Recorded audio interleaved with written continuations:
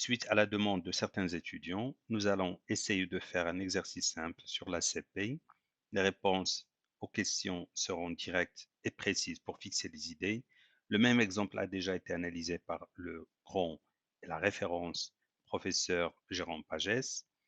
Nous proposons ici une version plus simple, mais nous allons un peu plus dans les détails des calculs, comme dans nos vidéos précédentes, nous étions allés un peu plus loin dans les fondements et les calculs mathématiques. L'analyse ACP va concerner les données du tableau suivant. On commence par afficher les questions de l'exercice. Pour la première question, il s'agit de remplacer dans la matrice X chaque colonne par la variable centrée réduite. On continuera à noter la matrice des données X. Nous avons ici la moyenne et l'écart type. On remplace dans la matrice X chaque colonne par la variable centrée réduite qui lui correspond. On garde la notation X pour simplifier. Pour la deuxième question, il s'agit de calculer la matrice de corrélation sigma égale à 1 sur I x transposé x. Il suffit ici d'utiliser la formule et on obtient donc la matrice sigma qui est donnée ici. Et on passe à la question 3, déterminer éventuellement en utilisant un logiciel les matrices D et P telles que sigma égale à P D P transposé avec P matrice orthogonale, c'est-à-dire P transposé P égale à P, P transposé égale à IJ et D matrice diagonale.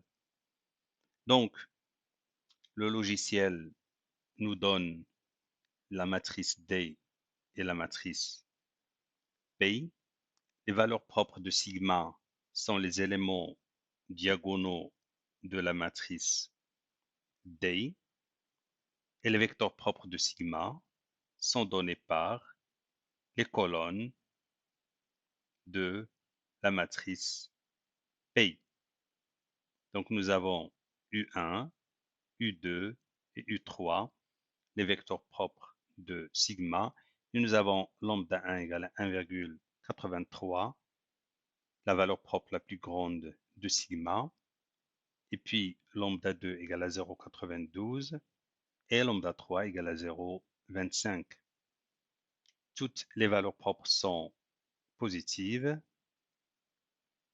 parce que sigma est symétrique définie positive. Pour les questions 4 et 5, calculer les composantes principales dans l'espace des individus Rj, calculer les composantes principales dans l'espace des variables Ri.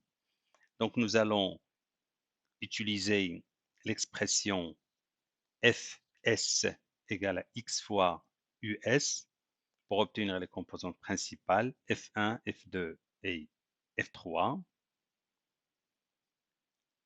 On construit à partir de F1, F2, F3 la matrice des composantes principales. On utilise aussi la relation Gs égale à racine de lambda S US pour obtenir les composantes principales dans l'espace Ri, c'est-à-dire lorsqu'on considère les variables. On note que nous avons lambda k égale à 1 sur 6 fk transposé fk pour k égale à 1, 2 et 3. On passe ensuite à la question 6 où il s'agit de projeter les données sur le plan factoriel. On utilise les coordonnées de chaque ville dans le plan factoriel. Ces coordonnées sont obtenues à partir des composantes principales F2 et F3. Donc les coordonnées par exemple de la ville Ajaccio sont 1, 63 et moins 0,81. Les coordonnées de Nancy sont moins 1,85 et moins 0,12. Donc on projette les villes sur le plan factoriel en utilisant ces coordonnées. On projette aussi les variables en utilisant les coordonnées données par les composantes principales de l'analyse factorielle des variables. P a pour coordonnées 0,62, 0,76, Tmax 0,76, moins 0,59 et Tmin 0,93 moins 0,03. Pour la question 7, on doit interpréter le plan factoriel. On revient aux données de départ et on remarque que Nancy se trouve à l'extrémité gauche du premier axe et que Nice et Ajaccio se trouvent à l'extrémité droite de cet axe. D'un autre côté, Toulouse et ensuite Ajaccio se trouvent en bas du deuxième axe principal. Brest et ensuite Dunkerque se trouvent en haut. En analysant les valeurs correspondant à ces villes, on déduit que le premier axe évolue globalement dans le sens croissant de T-min. Les villes qui ont les T-min les plus basses se trouvent à gauche, en particulier Nancy. Celles qui ont des T-min élevés se trouvent à droite, en particulier Nice. On voit aussi que le deuxième axe évolue globalement dans le sens croissant de P et relativement dans le sens décroissant de Tmax. La projection des variables sur le plan factoriel permet de visualiser de façon plus claire les corrélations que nous avons d'une certaine manière constatées en revenant aux données. L'inertie expliquée par le plan factoriel est égale à 61,7% plus 30,51%, ce qui donne 91,68%. Pour l'exercice 8, il s'agit de représenter les variables sur le cercle des corrélations. Pour cela, on utilise les composantes principales obtenues par l'analyse des variables et on construit le cercle donc de corrélation dont la forme confirme le caractère dual de l'analyse des individus et de l'analyse des variables. On passe maintenant à la question 9. La qualité de représentation d'une ville désignée par le point MI.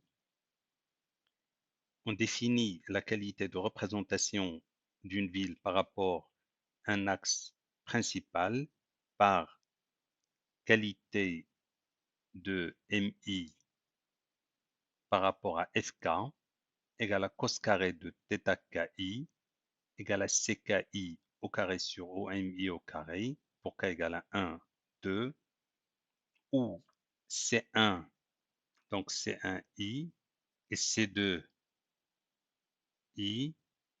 sont les coordonnées de la ville sur le plan factoriel. On obtient ainsi qualité de représentation des individus sur le premier axe principal, qualité de représentation des individus sur le deuxième axe principal. Pour le plan factoriel, la qualité de représentation des individus est la somme des qualités de représentation sur le premier axe principal et sur le deuxième axe principal. On constate que les villes sont globalement bien représentées sur le plan factoriel, à l'exception de Dunkerque. On constate aussi que les villes sont globalement mieux représentées sur le premier axe principal que sur le deuxième axe principal. Ceci est normal puisque le premier axe principal est celui qui explique le maximum d'inertie des données. On définit aussi la contribution d'une ville ou individu dans le langage de la CP, représenté par MI à l'axe principal F1 par contrib MI à FK égale à CKI au carré sur I lambda K, K égale à 1, 2. Ici, I bien sûr est égal à 6. Il désigne le nombre des individus dans la matrice des données. On rappelle que C1i et C2i sont les coordonnées de la ville dans le plan factoriel, donc respectivement par rapport au premier axe principal et au deuxième axe principal. La contribution de la ville MI au plan factoriel est la somme de sa contribution aux deux axes principaux F1 et F2. On obtient ainsi le tableau et les graphiques suivants. On constate que Nice est la ville qui contribue le plus au plan factoriel. Viennent ensuite les villes de Nancy, Toulouse et Ajaccio. La contribution de Dunkerque est la plus faible. On passe maintenant au 10e et dernier exercice. Il s'agit de factoriser x sans très réduite avec une approximation de rang 2. On néglige la troisième valeur propre, lambda 3. Donc, aussi l'inertie du troisième axe principal devant lambda 1 et lambda 2, ce qui donne l'approximation x à peu près égale à x approché, qui est égal à racine de i facteur 2, racine de lambda 1, V1, U1 transposé plus racine de lambda 2, V2, U2 transposé. Cela permet ainsi de réduire le nombre des variables du système et permet, comme c'est montré dans le cours, de factoriser la matrice X. On a ici X et X approché. X approché obtenu en développant les calculs de ces relations. On peut vérifier que sigma approché qui est égal à 1 sur i x approché transposé x approché possède les mêmes valeurs propres que sigma, U1, U2 et U3, et deux valeurs propres non nulles égales respectivement à lambda 1 et lambda 2, et une troisième valeur propre nulle. Cette factorisation permet de retrouver la décomposition en valeurs singulières de x approché, qui est en même temps une approximation de x.